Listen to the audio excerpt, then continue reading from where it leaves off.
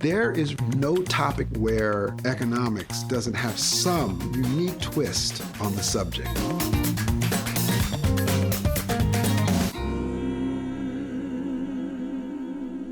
I had the great fortune of growing up around a lot of elderly black people who had a lot of perspective on life and liked to share it.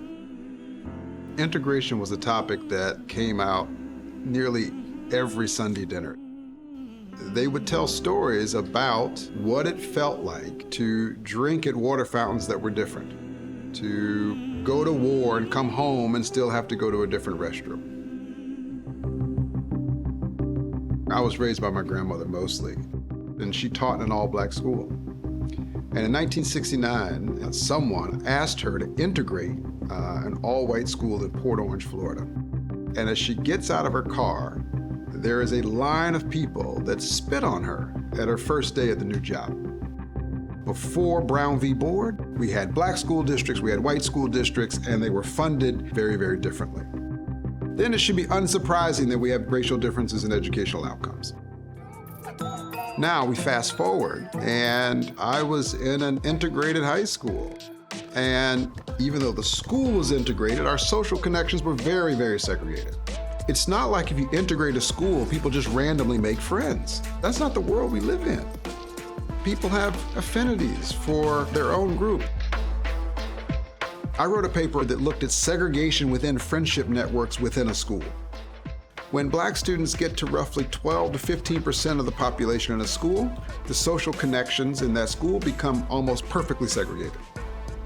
Now the question becomes, what does that actually impact? And so we correlate that with lots of different outcomes in that school, but it's not related to test scores, achievement, etc.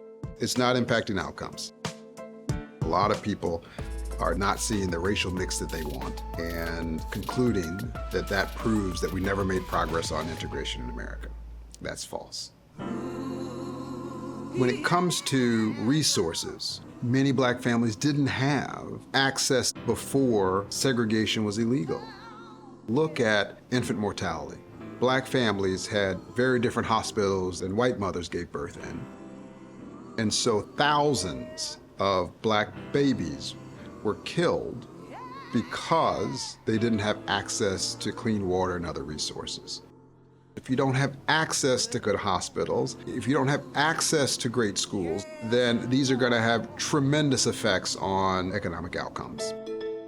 Everyone deserves access to the same resources to reach their potential.